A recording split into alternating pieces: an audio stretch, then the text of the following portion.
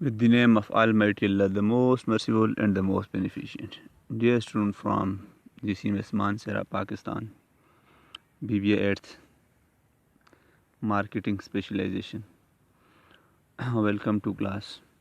शायद मंजूर is here. Last lecture में हमने बात की थी सैम्पल क्या होता है, कुछ की concept related to this chapter, sampling से रिलेटेड, टारगेट पॉपुलेशन क्या होती है, यूनिवर्स क्या होता है, इस पर हमने बात की थी। सैम्पलिंग की डिफिनेशन की थी, सैम्पल की थी, सैम्पलिंग प्रोसीजर, डिज़ाइनिंग के हवाले से कुछ बात की थी। आज इंशाल्लाह हम डिस्कस करने जा रहे हैं steps in sampling process, advantages and disadvantages of sampling process. मेरी कोशिश होगी कि आज आपको एक प्रैक्टिकल असाइनमेंट भी दी जाए। असाइनमेंट से हवाले से बात करना इंतहाई ज़रूरी है कि आपको जितनी असाइनमेंट्स दे रहा हूँ आप इनको हैंड रिटन फॉर्म में या प्रिंट करके अपनी एक फ़ाइल मेंटेन करेंगे। किसी भी दिन सिलेबस ख़त्म होते ही सेमेस्टर के ख़ात्मे के करीब आपसे वो असाइनमेंट फ़ाइल ले ली जाएगी और आपकी इवैल्यूएशन उस असाइनमेंट फ़ाइल की बुनियाद पर होगी। ये बिलखुसूस उन स्टूडेंट्स के लिए है जो एक कान से बात निकाल डालते हैं, दूसरे कान से निकालते हैं। और यहाँ आपको एक गपिया सेंस में, मज़ाहिया सेंस में कह दूँ, पता है वो एक कान से डालते और दूसरे कान से निकालते क्यों हैं? कि उनके दिमाग में बीच में कुछ है ही नहीं है जो इस चीज़ को, इस बात को सेंटर में रोकने का ज़रिया बने। यानी सिंपली पेजा ही नहीं होता यार। पेजा हो उनके दिमाग में तो जिसको कहते हैं ना पेजा हो इनको में, तो वो ही नहीं होता। तो फिर बात इधर से डालते हैं उधर से निकालते हैं, सेंटर में रोकने वाली कोई चीज़ ही नहीं है जी। खफा नहीं होना, असाइनमेंट करनी है। रिजवान सुन रहे हो ना? फ़ाइल बनानी है। दिलावर, ये अरहम, अशर, वकास,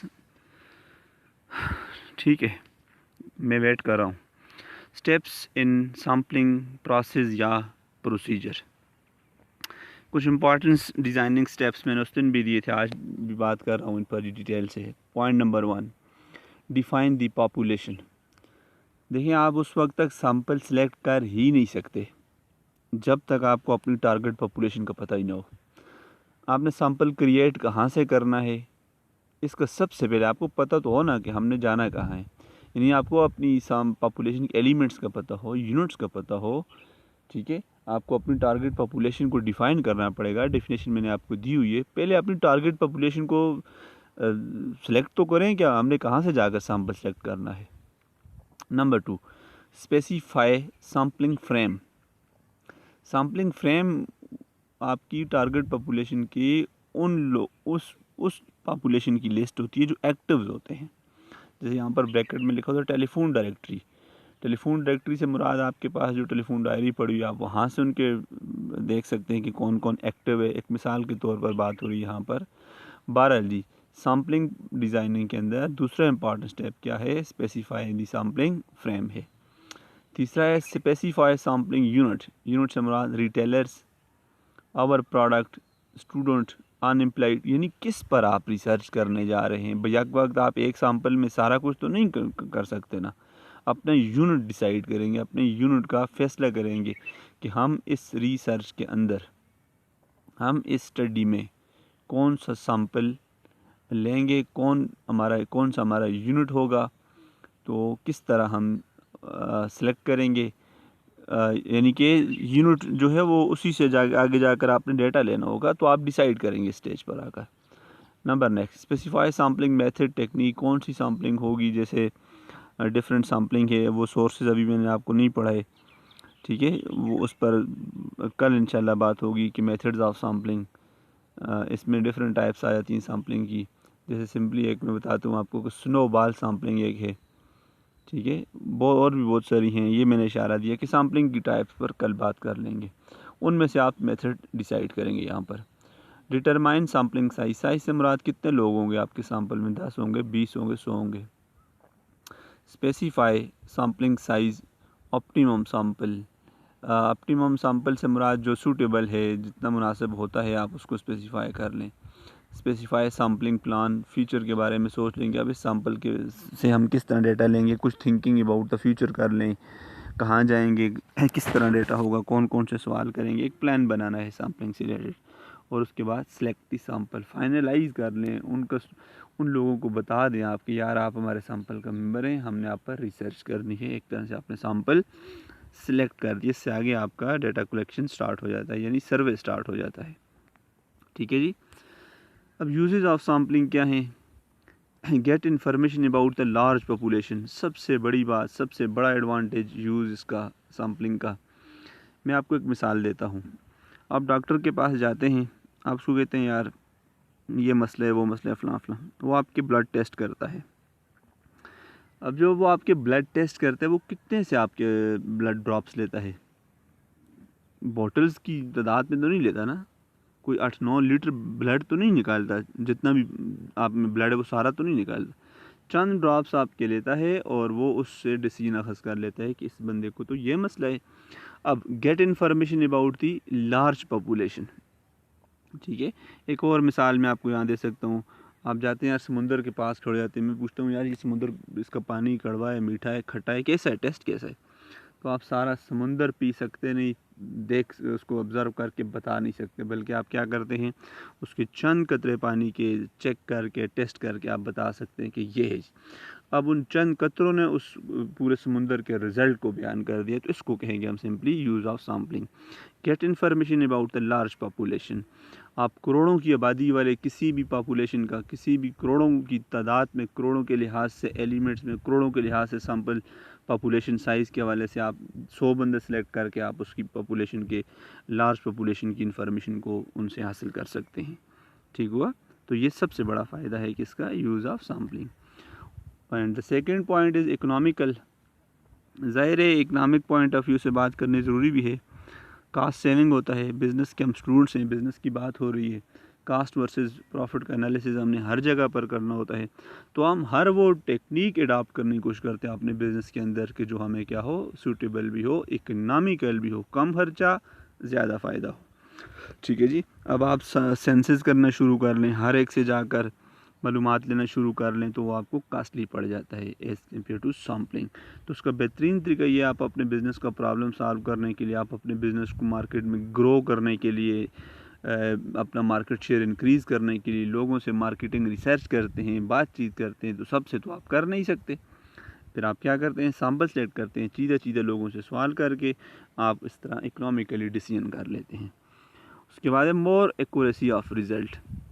ज़ाहिर है ये वो लोग होते हैं जो पूरी आबादी को रिप्रेजेंट कर रहे होते हैं, तो ये उनकी ख्वाहिशात के मुताबिक तो नहीं कर रहे होते, ये अपनी मर्ज़ी पर जो डिसीजन आते हैं, फैक्ट एंड फिगर्स हैं, यानी ओवरऑल माशरे में जो बात होती है, लोगों के जहन में बैठी होती है, ये भी उन्हीं से रिलेटेड लोग होते हैं, उन्हीं से होते हैं बल्कि, तो ये जो बात करते हैं अमूमन ठीक ही कर लेते हैं। High speed of data collection, आप 1 करोड़ से डेटा लेंगे कितना टाइम लगेगा, आप 100 के सैंपल से या 1000 बंदे के सैंपल से डेटा लेंगे कितना टाइम लगेगा, खुद फैसला कर लें। ठीक है, it is time saving technique of data collection.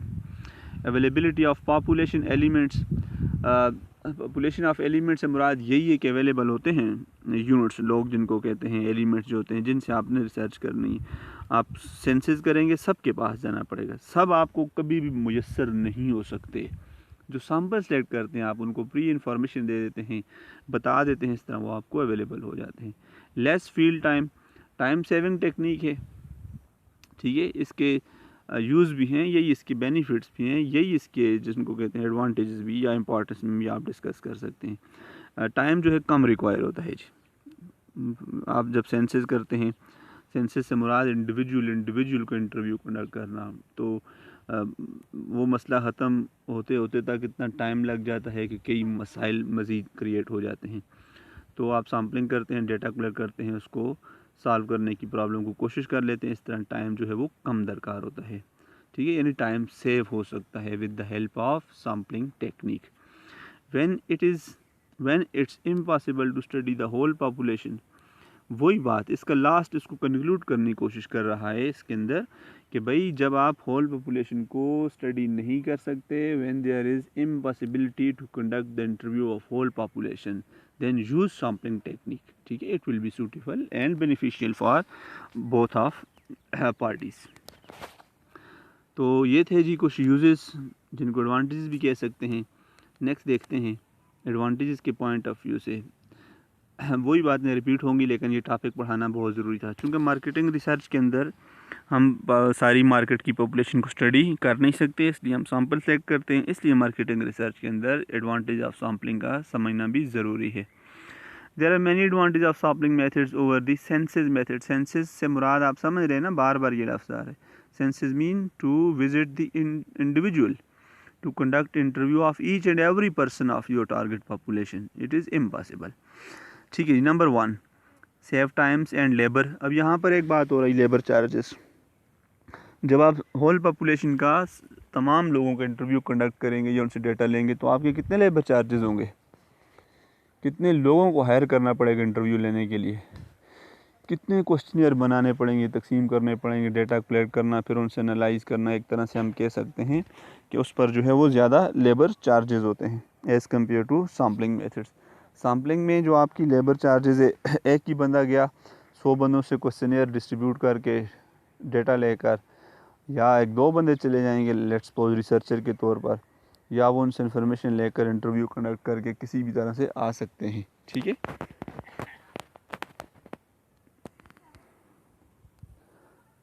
ठीक है जी। तो इस सेंस में हम कह सकते हैं कि with the help of sampling technique we can reduce our labour charges.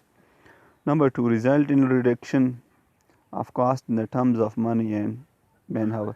वही बात, इस तरह हम कह सकते हैं कि जो लेबर चार्जेस की सूरत में कास्ट पर भी असर पड़ सकते हैं।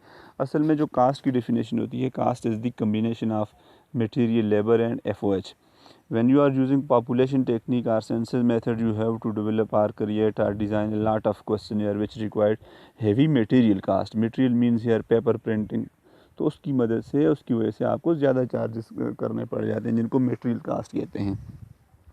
लेकिन अंदर हेड जब आप सैम्पलिंग मेथड्स अडॉप्ट करते हैं, सैम्पलिंग टेक्निक अडॉप्ट करते हैं, 100 क्वेश्चनियर बनाएं, 100 उसकी फ़ोटो स्टेट करें, 100 बंदों को देकर उनसे रिज़ल्ट लेकर एज्यूम कर लें कि this result is the result of whole population. यहाँ कास्ट की डिफिनेशन हुई है, cost is the combination of material, labour and FOH। मैंने एक मिसाल आपको दे दी कि आप करोड़ लोगों को, करोड़ की पॉपुलेशन को क्वेश्चनियर देंगे तो कितना मटेरियल कास्ट आएगा, ख़र्चा आएगा।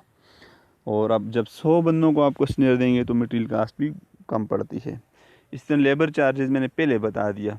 फिर FOH चार्ज, FOH से मुराद मशीनरी, ठीक है, यहाँ से ही मुराद लें, जैसे फोटोस्टेट का खर्चा, मशीन का खर्चा।